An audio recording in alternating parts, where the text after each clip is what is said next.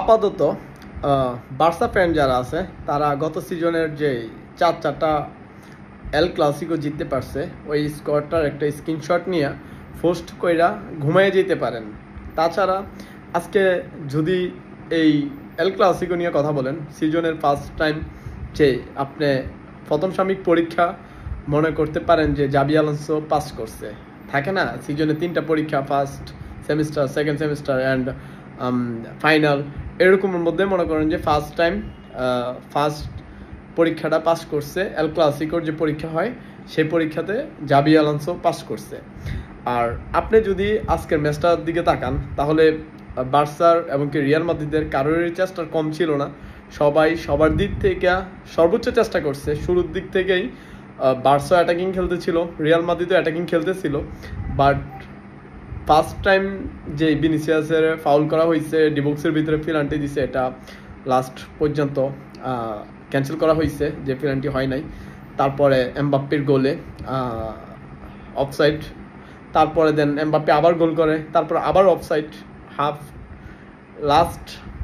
Half টাইমের মধ্যে last 15 minute Vinicius যেই খেলাটা দেখাইছে, এটা আসলেই আমরা যেই সিজন ইউসিএল জিততে পারছে রিয়াল মাদ্রিদ, ওই টাইমটার কথা আবার মনে করায় দেয়। রিয়াল মাদ্রিদের হইয়া রদ্রিগো এবং কি ভিনিসিয়াসের যে জুটিটা ছিল, ওই খেলাটাকে আবার মনে করাই দিছে আজকে ভিনিসিয়াস পুরো মাঠটার মধ্যে যতক্ষণ পর্যন্ত ছিল ততক্ষণ পর্যন্ত দাবড়ায় বেড়াইছে। তার মাঝে জুড বেলিংহামের এখন কি আর সুযোগ আছে জাবি আলোনসোর কাছে যে জুড বেলিংহামকে হাফ টাইমের পরে নামাবে, টাইম নিয়ে নামাবে? এটা আসলে যদি রেস্টের জন্য হয় তাহলে সেটা ভিন্ন ব্যাপার, বাট জুড বেলিংহামকে শুরুর একাদশে রাখাটা যায়।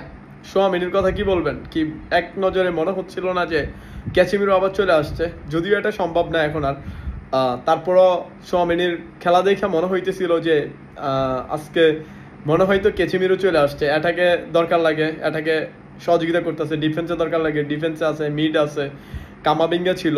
বাট ফেডে বালবার্দের কথা যদি আপনি বিশেষ করে না বলেন তাহলে কম হয়ে যাবে। আপনি বালবার্দের কথা কিভাবে বর্ণনা করবেন? বালবার্দে ছিল আজকে অসাধারণ, যদিও রাইট ব্যাক হিসাবে খেলতেছিল, বাট রাইট ব্যাক হিসাবে বালবার্দে আপনি কতটা সেট এটা যদি মনে করেন তাহলে কিন্তু রাইট সাইডে থেকেই বালবার্দে ইউসিএল জিততে পারছে। এবং কি আজকে লাস্ট টাইম দিক দিয়ে রদ্রিগো নামছে। আরেকটা জিনিস দেখে আমাদের একেবারে ভালো লাগে না, যেটা হয়ে থাকে বিশেষ করে কিছু কিছু প্লেয়ারের প্রতি, যে ভিনিসিয়াসকে যখন সাবস্টিটিউট করা হলো, উঠাই দিতেছিল, তখন ভিনিসিয়াস অনেক বেশি রাগ হয়েছে। আসলে যতক্ষণ পর্যন্ত খেলতেছিল ভিনিসিয়াসের দিক থেকে এটা উঠানো যায় না, যে একটা প্লেয়ার এত ভালো খেলার পরেও এটা উঠাই নিতেছে। এটা আসলে ভিনিসিয়াসের পক্ষ থেকে এটা মাইনে নেওয়া যায় না।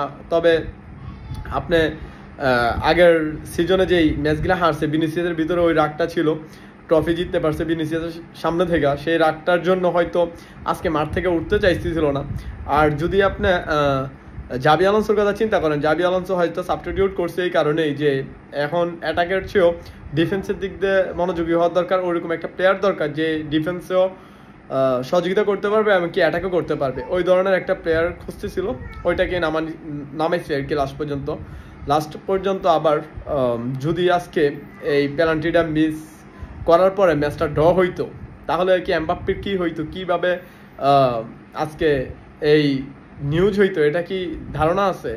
আমার মনে হয় না স্প্যানিশ যারা মিডিয়া গিরা আছে তারা কি পরিমাণ প্যারা দিলইলে কিলিয়ান এমবাপ্পেরে। যাই হোক, ম্যাচটা উইন করতে পারছে, হয়তো সর্বোচ্চ চেষ্টা ছিল রিয়াল মাদ্রিদের আজকে যেই কোনো কিছুর বিনিময়ে হোক আজকে ম্যাচটা জিততে হবে। আর বার্সেলোনার কোনো কিছু থেকেই কমতি ছিল না, যদিও লামিন ইয়ামালের কথা বিশেষ করে বলা দরকার, সর্বোচ্চ চেষ্টা করছে। বাট লামিন ইয়ামালকে আরেকটা বলার মতন কিছু, লামিন ইয়ামাল তোমার অনেক কিছু এখনো জানার আছে, টাইম নিয়ে জানতে হবে। আপাতত এ পর্যন্তই। আমরা যদি রিয়াল মাদ্রিদকে নিয়ে বর্ণনা করতে থাকি তাহলে ঘন্টার পর ঘন্টা চলে যাবে, বর্ণনা শেষ হবে না। আর বিশেষ কইরা এডার মিলিতাওর কথা বলতে হয়, যে এডার মিলিতাও দুইটা ইউসিএল এর পরে আজকে যেইভাবে পুরা টাইমটা ধইরা যেইভাবে খেলাটা দেখাইছে, এই এডার মিলিতাওকে দেখে কি কেউ বলবে যে দুইটা ইউসিএল কাটাইয়া এখন পর্যন্ত এই পারফরমেন্সটা দিতেছে দলের মধ্যে? আসলে এটা ব্রাজিলিয়ান প্লেয়ারদের এক্সট্রা একটা পাওয়ার, যে এত ইনজুরির পরেও নিজের সেরাটা দিতে কোনো একটুকু ছাড় নাই। খুব ভালো খেলাটা দেখেছে এডার মিলিতাও। তবে আমরা গেম টাইমে আরেকটু আশা করি রদ্রিগো থেকে। রদ্রিগো যতক্ষণ পর্যন্ত মাঠে থাকবে ততক্ষণ পর্যন্ত আমরা রিয়াল মাদ্রিদকে ভিন্ন চোখে রিয়াল মাদ্রিদ দেখি, ভিন্ন একটা রিয়াল মাদ্রিদ দেখি, অনেক গোছানো একটা রিয়াল মাদ্রিদ দেখি। আমরা চাই যে জাবি আলোনসো অন্তত আর কিছু না হোক, যে রদ্রিগোর দিকে একটু নজর দেয়, রদ্রিগোরে আরেকটু টাইম দেয়। রদ্রিগো ষোলোর একাদশ পাওয়ার যোগ্য একটা প্লেয়ার।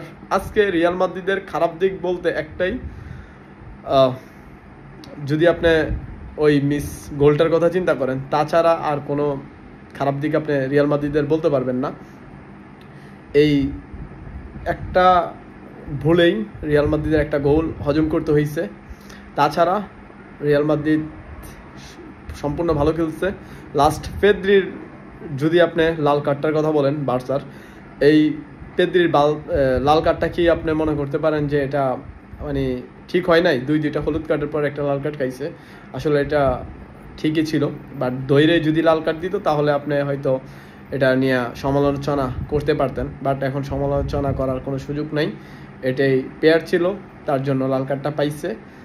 এই পর্যন্তই, সবাই ভালো থাকবেন, ফুটবলের সাথে থাকবেন। হালা মাদ্রিদ।